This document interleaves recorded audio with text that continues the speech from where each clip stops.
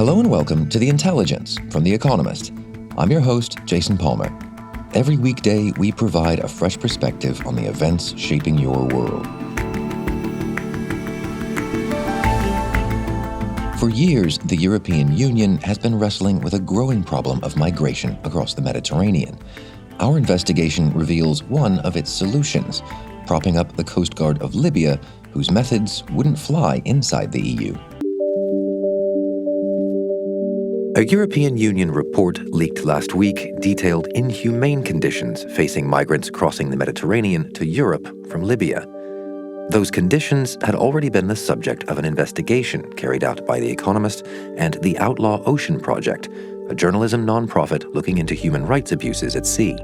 This story caught my attention because there was this distinct entity, this odd creature, the so-called Libyan Coast Guard, which is unlike any other Coast Guard in the world. Rather than facing outward to protect a country from external threats, it actually faces inward toward Libya, and its job is to stop migrants from reaching Europe. Ian Urbina leads the project and has been reporting the story from the capital, Tripoli. We focused on the story of one migrant in particular.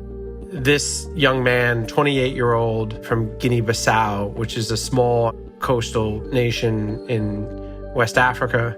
And he was a quintessential climate migrant in that he was deeply poor and from a very rural section of the country.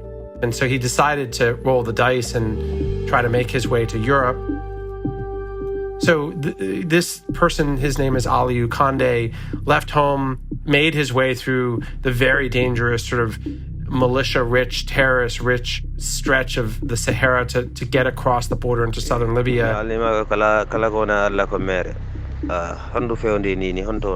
He reassures his family that everything is in God's hands, essentially.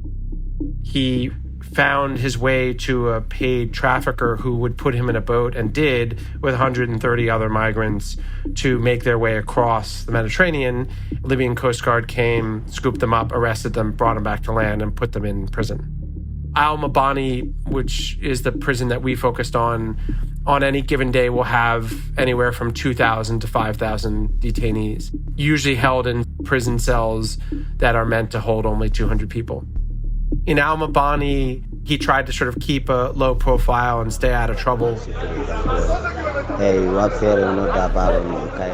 This is an audio recording that was sent surreptitiously by Aliou Kandé on March 30th. That puts him about almost 2 months after he's been incarcerated in this awful place. And you can tell from his voice that he's desperate and afraid.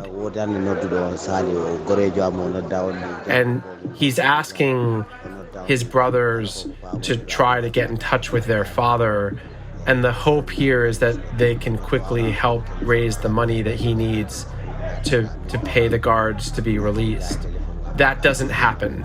There is no money to raise. And it's the last recording that the brothers ever received from Aliou.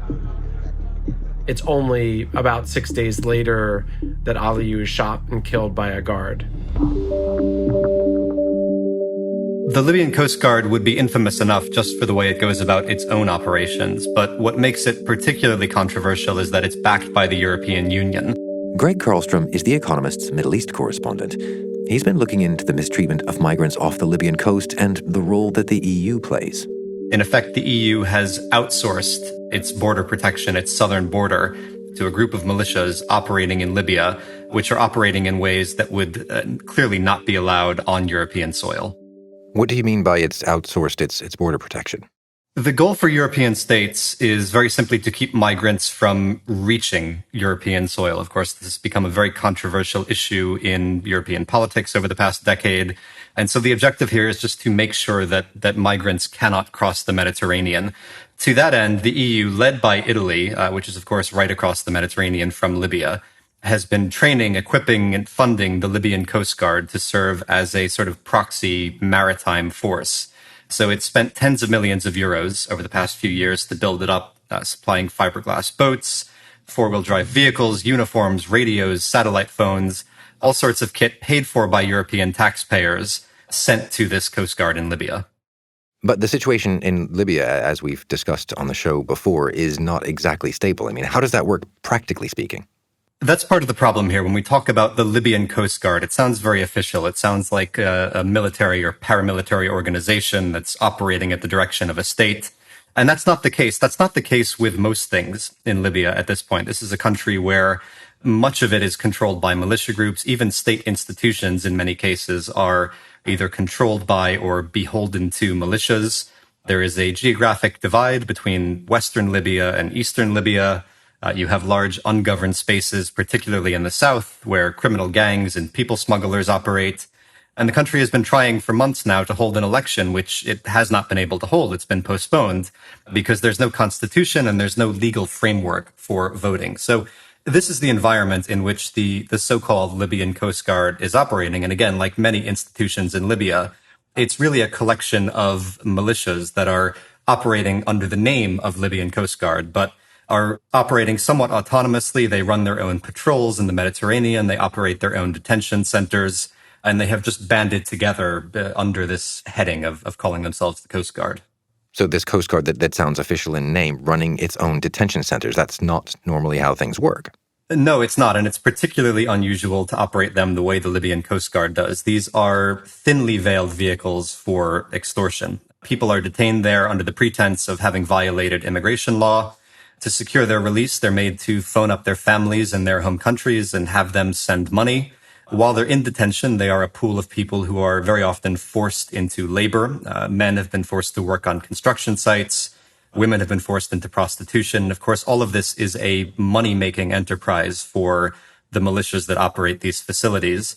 It's also a very dangerous environment for the migrants who are kept there. There is ample evidence from groups like Amnesty International and Human Rights Watch of migrants who have been beaten, tortured, even killed in some cases in these detention centers. Obviously goes without saying that all of this would be very illegal if it were happening in Europe, but it's not. It's happening in Libya. And the EU has said that it has no authority over these groups operating in Libya. But the EU is holding the purse strings. Does that not give them the power they need to police this? It doesn't. And in fact, European officials themselves will acknowledge that they have very little influence over the militias that make up the Coast Guard. There was a leaked EU report in 2019 which acknowledged that Europe in many cases can't even monitor what the Coast Guard is doing, and particularly what's happening in these detention centers. Can't even monitor that, let alone control what's going on there. There was also a very telling case in October of last year where an Italian ship's captain was sentenced to a year in prison by an Italian court because he picked up stranded migrants at sea in the Mediterranean and returned them to Libya. Now, under international law, if you pick up stranded people at sea, you have to bring them to the nearest safe port. And the Italian judicial system apparently does not think that Libya qualifies as a safe port. So there is a recognition, again, even within the EU, that Libya is not safe for migrants and that what the Coast Guard is doing is largely outside the control of the EU. So how might any of this ever change if the EU essentially throws up its hands, says we can't control this, and the Libyans, meanwhile, are relying on their support, their funds? What Europe has done, in fact, is not only to support the Coast Guard, but to make it difficult even for aid workers that are trying to help migrants in the Mediterranean. You have various groups that have ships that go around the Mediterranean trying to rescue stranded migrants. Since 2018, Italian ports have been closed to those ships. European navies used to run their own rescue operations in the Mediterranean. And of course, migrants that they picked up were brought to European ports. They have stopped doing that now. And what European navies do is provide intelligence for the Libyan Coast Guard to make sure that they can intercept migrants at sea. What they are doing in policy and what they are doing in funding is geared very much towards supporting the Libyan Coast Guard, supporting these militias. And as long as Libyan state institutions are predominantly made of militias, I don't think there is any policy approach from the EU that is really going to protect the rights of migrants. Greg, thanks very much for joining us. Thank you.